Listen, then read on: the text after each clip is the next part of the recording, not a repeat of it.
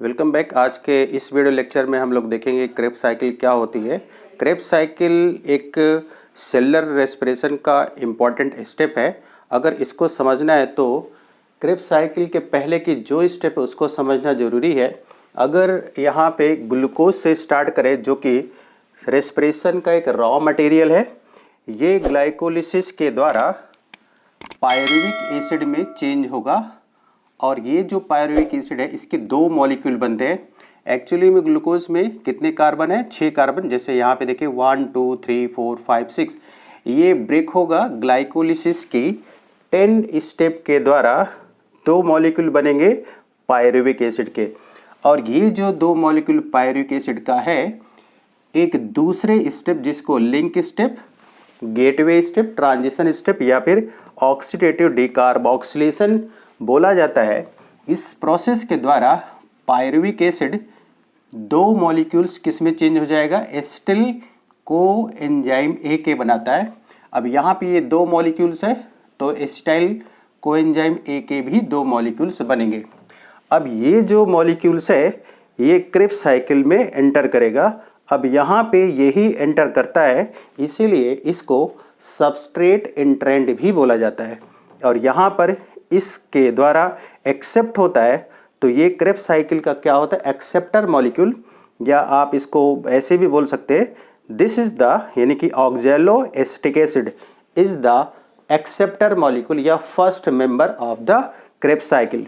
अब इसको समझने के पहले थोड़ा सा यहाँ पे रिप्रेजेंटेशन देख लेते हैं।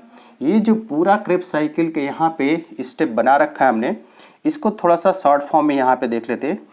इसका प्रोडक्ट एसिटाइल कोएंजाइम ए है जो यहाँ पर भी लिखा है। ये सबसे पहले 4 कार्बन कंपाउंड से मिल करके 6 कार्बन बनाएगा, फिर 5 कार्बन, फिर 4 कार्बन, यानी कि जो क्रेब्स साइकिल का रिपीटिशन है उसमें सबसे पहले 6 कार्बन वाला कंपाउंड बनता है, इसके बाद बनेगा 5 कार्बन और फिर लास्ट बनता है 4 कार्बन कंपाउंड। यानी कि इस तरह से ये चेंजेस होता है। इस पूरे रिप्रेजेंटेशन को इस तरह से समझने के पहले कुछ इसकी बेसिक इंपॉर्टेंट चीज़ें समझना ज़रूरी है। अब यहाँ पर जो इसके नेम दिए हुए हैं कि इसका नाम क्रेब्स साइकिल है, it is also known as citric acid cycle और TCA साइकिल या ट्राई कार्बोक्सिलिक एसिड साइकिल और C6 साइकिल। इसको किस तरह से ऐसा नाम दिया गया है? तो इस साइकिल का जो रिपोर्ट है या डिस्कवरी है वो किसने किया था उसके हिसाब से देखते हैं। डिस्कवरी की अगर बात करें तो एक ब्रिटिश बायोकेमिस्ट हैं, नाम उनका है Hans A Kreb, Hans Adolf Kreb. इन्होंने 1937 1940 में इस तरह का डिस्कवरी किया। लेकिन किस में डिस्कवरी किया था ये भी समझना जरूरी है। In flight muscle, flight muscle, इसको पेक्टोरालिस मेजर मसल भी बोला जा सकता है, ऑफ पिजन। डिस्कवरी के बाद इनको नोबेल प्राइज भी मिला। अब नोबेल प्राइज कब मिला? He got the Nobel Prize in 1953 along with Fritz A. Lipman। अब यहाँ पर इनको किसके लिए दिया गया था? इनका जो कंट्रीब्यूशन है, इन्होंने कोएंजाइम ए की डिस्कवरी की थी। यहाँ पे कोएंजाइम ए है और यहाँ पे जो H और S लिखा है ये इसका एक्टिवेटर है। ये यहाँ पर कोएंजाइम ए जैसे लिखा हुआ है। अब ये जो पूरा क्रेब्स साइकिल है इसका साइट क्या है, यानी कि किस जगह पर होता है? इसका साइट है माइटोकॉन्ड्रिया का मैट्रिक्स, यानी कि माइटोकॉन्ड्रियल मैट्रिक्स। अब इस पर क्वेश्चन ये पूछा गया कि ये माइटोकॉन्ड्रियल मैट्रिक्स पर ही क्यों होता है? तो उसका एक कारण है कि क्रेब्स साइकिल के जितने भी एंजाइम, जैसे यहाँ पे ये एंजाइम लिखा हुआ, ये सारे एंजाइम कहाँ पर पाए जाते हैं? माइटोकॉन्ड्रिया के मैट्रिक्स में। एक एंजाइम को छोड़कर, that is succinic acid dehydrogenase या सक्सिनेट डिहाइड्रोजनेज। ये फिर कहाँ पर होता है? माइटोकॉन्ड्रिया के इनर मेम्ब्रेन पर। तो ये जो साइट है माइटोकॉन्ड्रिया के मैट्रिक्स में, उसके पीछे कारण क्या है? Because all enzymes needed for this means Krebs cycle located in matrix, ये इसका रीजन है। तो यहाँ पे एक्सेप्शन क्या है? एक ही एंजाइम है जो यहाँ पर ये लिखा हुआ है, exception is SDS, that is succinic acid dehydrogenase. तो ये फिर होता कहाँ पर है? ये होगा in inner membrane of mitochondria. तो अब एक चीज और समझना है कि बैक्टीरिया के केस में माइटोकॉन्ड्रिया नहीं होता, तो वहां पर क्रेब्स साइकिल कहां पर होगी? केवल साइटोप्लाज्म के अंदर होगी।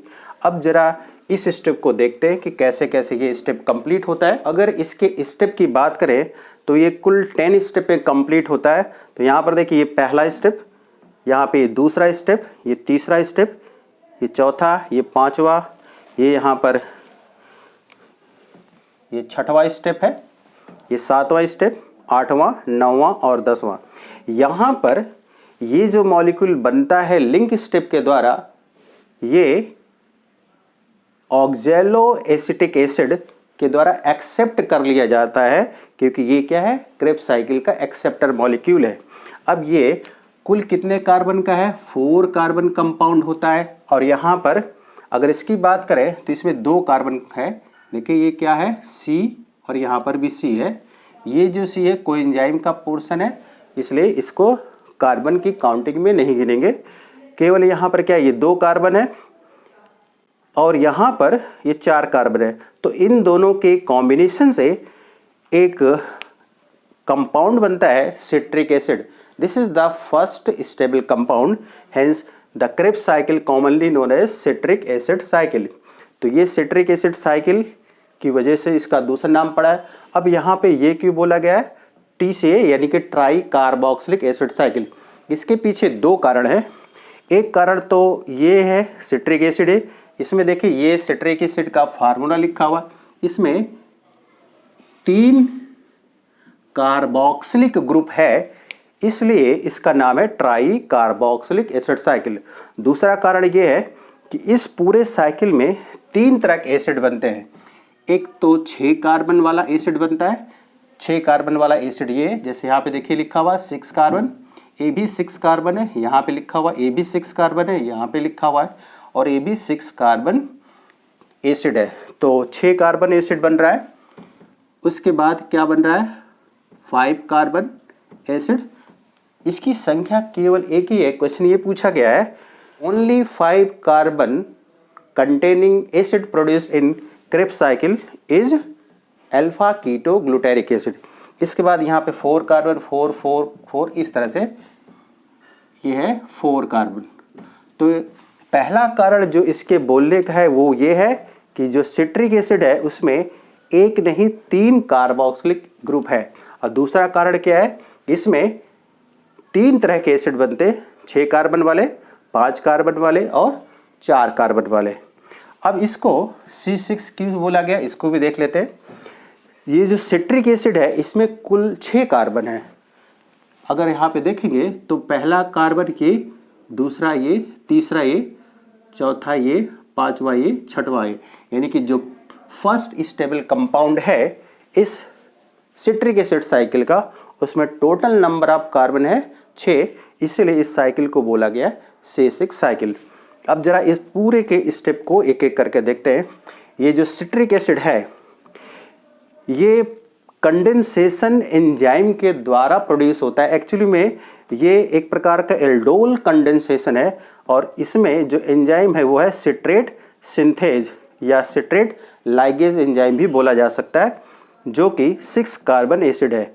ये जो 6 कार्बन एसिड है यानी कि सिट्रिक एसिड, ये आइसोमेराइज हो जाता है पहले cis aconitic acid, aconitase enzyme जिसको चाहिए फेरस एज ए एक्टिवेटर।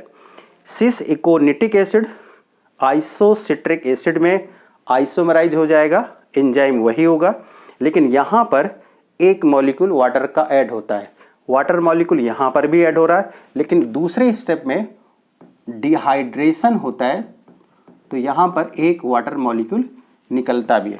अब ये जो आइसोसिट्रिक एसिड है ये चेंज हो जाएगा ऑक्सैलोसक्सिनिक एसिड में।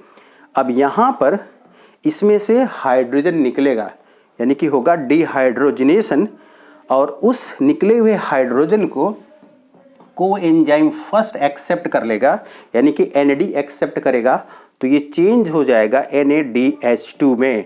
बहुत इंपॉर्टेंट कंपाउंड है। अब यहाँ पे जब भी ये कोएंजाइम होगा NAD, तब एंजाइम का नाम होगा डिहाइड्रोजिनेस। तो यहाँ पर किसका हुआ है? डिहाइड्रोजिनेशन, यानी कि ऑक्सीडेशन हुआ इसका, तो इसी के नाम पर एंजाइम पड़ा है आइसोसिट्रेट डिहाइड्रोजिनेज। तो इसके बाद यानी कि जो इसमें से हाइड्रोजन निकला है उसके बाद सीधे क्या होगा? डीकार्बोक्सिलेशन। लेकिन कभी कभी क्या होता है कि ये अनस्टेबल होने के नाते गाइड या बुक में इसके द्वारा सीधे ये लिखा जाता है, इसको अनस्टेबल मान करके हटा दिया जाता है। तो यहाँ पर क्या होगा? आइसोसिट्रिक एसिड पहले तो ये बनेगा, फिर डीकार्बोक्सिलेशन के द्वारा ये बनेगा। तो यहाँ पर देखिए क्या हो रहा है, हाइड्रोजन का रिमूवल हो रहा है, इससे रिमूवल हो रहा है, और यहाँ पे CO2 का रिमूवल हो रहा है। तो बेसिकली ये प्रोसेस क्या हुआ? OD प्रोसेस हुआ। OD मतलब ऑक्सीडेटिव डिकार्बोक्सिलेशन। हाइड्रोजन निकलने को क्या बोला जा रहा है? ऑक्सीडेशन। और यहाँ पे CO2 निकल गया तो क्या हो गया? डिकार्बोक्सिलेशन। तो this is the OD। Actually में ये सेकेंड OD है। पहला OD कब होता है? पहला OD इसके फॉर्मेशन के समय होता है, यानी कि जो पायरुविक एसिड होता है वो इसमें चेंज होता है, तो यहाँ पर ये होगा फर्स्ट ऑक्सीडेटिव डिकार्बोक्सिलेशन। OD यानी कि ये जो पूरा प्रोसेस है ये भी कहाँ पर होता है? माइटोकॉन्ड्रिया के मैट्रिक्स में, और क्रेब्स साइकिल भी माइटोकॉन्ड्रिया के मैट्रिक्स में होता है। अब इसके बाद जो ये अल्फा कीटो ग्लूटारिक एसिड बना, तो यहाँ पर देखिए ये CO2 निकला, तो 6 कार्बन से 1 कार्बन यहाँ पे कम हो जाएगा, तभी यहाँ पर क्या है? 5 कार्बन कंपाउंड है, and that is alpha keto glutaric acid. इस कंपाउंड में से एक CO2 और निकलेगा, जैसे यहाँ पे निकला हुआ, तो यहाँ पे देखिए 5 था, एक CO2 निकल गया, तो जो कंपाउंड बनेगा वो हो जाएगा 4 कार्बन वाला, and that is succinyl coenzyme A। यहाँ पे कोएंजाइम A का एडिशन होगा। ठीक, यहाँ पर इस CO2 के अलावा इसमें से हाइड्रोजन भी निकलता है, और वो हाइड्रोजन एक्सेप्ट करेगा NAD, and that will change into reduce form of NAD, that is NADH2। तो यहाँ पर भी चेंज हुआ, यहाँ पर भी देखिए चेंज हो रहा है, हाइड्रोजन निकलने से एक्सेप्टर ये है। अब इसके बाद जो ये वाला स्टेप है सक्सिनिल कोएंजाइम A के बाद जो यहाँ पे सक्सिनिक एसिड बन रहा है, उसके बीच कपल्ड रिएक्शन के द्वारा ATP बनता है। कपल्ड रिएक्शन का मतलब ये है, यहाँ पे ATP का फॉर्मेशन तो होगा, लेकिन वो GTP के द्वारा होगा, और एंजाइम जब इस तरह का यूज होगा थायोकाइनेज, तभी यहाँ पर ATP का फॉर्मेशन होगा। तो यहाँ पर GDP किस में चेंज हो रहा है? GTP में, और इसका एक फॉस्फेट निकल जाएगा, और वो फॉस्फेट यहाँ पे चला जाएगा, और तो बन जाएगा ATP। इसको थोड़ा सा यहाँ पे समझ लेते। ये जो सक्सिनिक एसिड यहाँ पे बना, किससे बना है? सक्सिनिल कोएंजाइम A से बना। तो पहले यहाँ पर बनेगा GTP, किसके द्वारा बनता है? GTP से बनता है। अब ये जो GTP है, गुआनोसिन ट्राइफॉस्फेट, अपना फॉस्फेट किसको दे देगा? ADP को दे देगा, यानी कि इसका जो फॉस्फेट है वो कहाँ पे पहुँच गया? ADP में। तो जो यहाँ पे डाइफॉस्फेट था अब किस में चेंज हो जाएगा? ट्राइफॉस्फेट में, और इस तरह से ये चेंज होता रहता है। तो ये एक प्रकार का 2 स्टेप के द्वारा रिएक्शन हो रहा है, तो इसको बोला जाता है कपल्ड रिएक्शन। अब जब ATP का फॉर्मेशन सबस्ट्रेट के बीच में हो, तो उस तरह के ATP को बोला जाता है SLP यानी कि substrate level phosphorylation. This succinic acid will change into, actually में क्या होता है, ऑक्सीडाइज होता है, will oxidise into fumaric acid. अब यहाँ पे देखिए ऑक्सीडाइज हुआ है तो इसमें क्या निकलेगा, इससे निकलेगा hydrogen, and that hydrogen is accepted by FAD। This is another important compound. Now FAD will change into FADH2। अब यहाँ पर ये देखना है एंजाइम कौन सा है। एंजाइम यहाँ पर जो यूज हो रहा है वो है सक्सिनिक एसिड डिहाइड्रोजनेज या सक्सिनेट डिहाइड्रोजनेज, शॉर्ट फॉर्म है SDH। इस एंजाइम का एक इनहिबिटर होता है और जो इनहिबिटर है उसको क्या बोला जाएगा, मैलोनिक एसिड। इसको मैलोनिक एसिड बोलिए या फिर मैलोनेट। एक प्रकार का रिवर्सिबल कंपटीशन इनहिबिटर बोला जाता है। तो अगर क्वेश्चन ये पूछा जाता है what is the inhibitor of Krebs cycle, then the answer is malonic acid या मैलोनेट। अब ये जो यहाँ पे फ्यूमेरिक एसिड बना, ये मैलिक एसिड में चेंज हो जाएगा by the process of hydration, क्योंकि यहाँ पे वाटर ऐड हुआ है। इसके लिए जो कैटालाइजिंग एंजाइम है वो है fumarase. Now malic acid will oxidised into oxaloacetic acid. अब यहाँ पे देखिए इसके लिए बोला गया ऑक्सीडेशन, तो इसमें से हाइड्रोजन निकलेगा। उस हाइड्रोजन को एक्सेप्ट कौन करेगा, उस हाइड्रोजन को एक्सेप्ट करेगा यहाँ पर NAD, और ये किस में चेंज हो जाएगा, NADH2 में। और इसके लिए जो एंजाइम यूज होगा उसको बोला जाएगा मैलिक डिहाइड्रोजनेज। एक बात याद रखना है, जहाँ जहाँ पे NAD है वहाँ पे क्या एंजाइम यूज हो रहा है, डिहाइड्रोजनेज। यहाँ पर NAD यूज होगा वहाँ पे डिहाइड्रोजनेज एंजाइम होगा। जैसे आप देख सकते हैं यहाँ पे NAD था, डिहाइड्रोजनेज, यहाँ पे NAD है, डिहाइड्रोजनेज, यहाँ पे NAD है, डिहाइड्रोजनेज।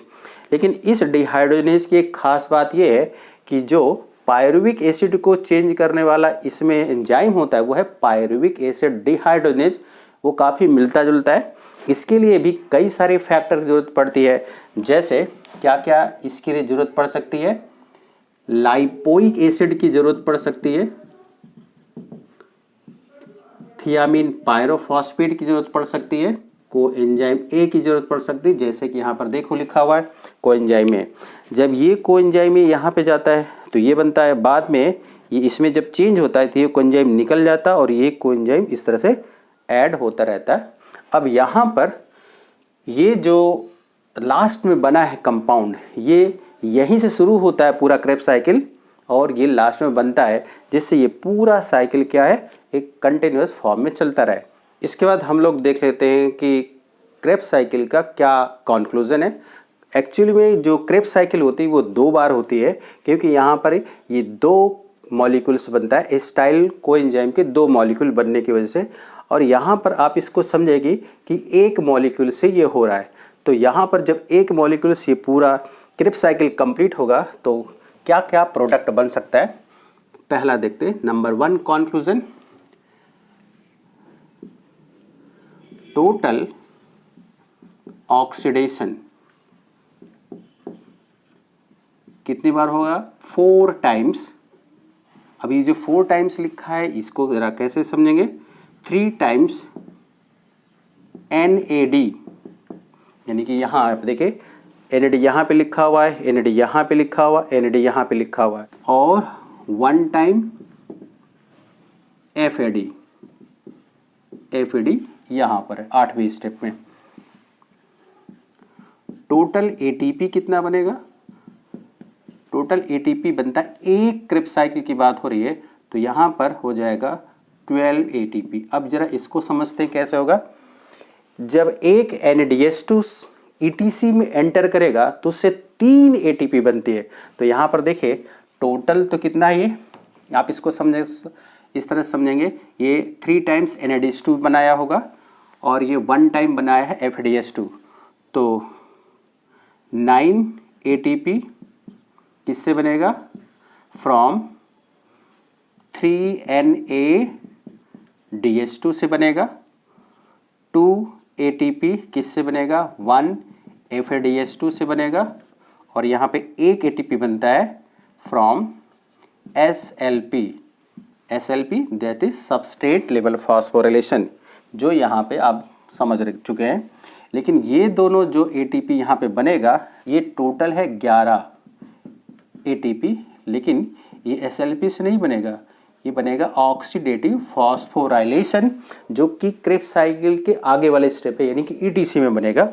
तो यहाँ पे कुल कितना हुआ, 12 ATP की फॉर्मेशन, अलग अलग इस तरह से डिस्ट्रीब्यूशन है।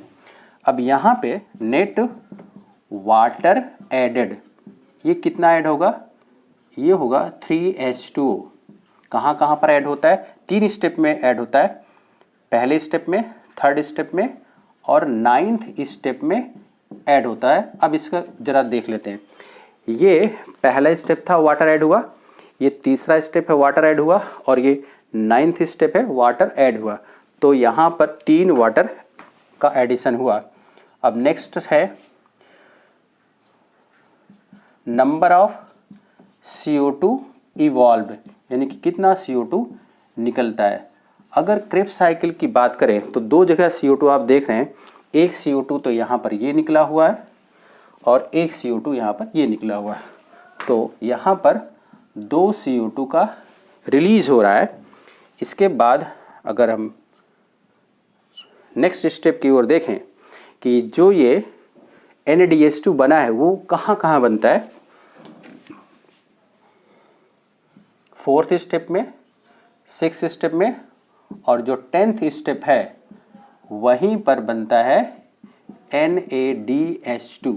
तो जरा यहाँ पे देख लेते हैं, ये कौन सा स्टेप था, 4th स्टेप। उसके बाद 6th स्टेप में बनेगा, यहाँ पर देखिए ये बन रहा है, और लास्ट स्टेप यानी कि 10th स्टेप पे NADH2 बनता है। अगर हम FADH2 की बात करें तो वो कहाँ पर बनेगा, FADH2 बनता है 8th स्टेप में, FADH2। तो इस तरह से ये हो गया पूरा कंक्लूजन।